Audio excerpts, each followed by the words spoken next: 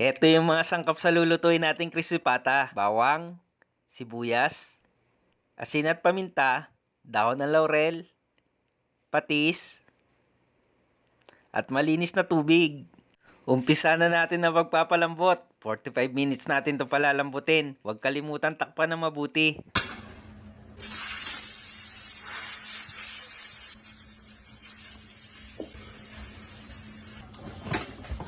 Kapag medyo mainit na mantika, ilagay na natin ng pata. Ingat lang, nananakit yan. Hahanguin muna natin ito at palalamigin. Saka ise-second fry natin. Para makuha natin yung lutong na hinahanap natin.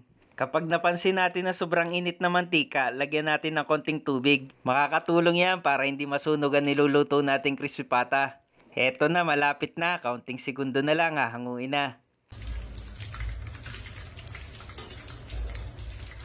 Gagawa naman tayo ng kapares sa sausawan. Ginahit na pipino, sibuyas na pula, toyo, suka at patis, asukal para manamis-namis.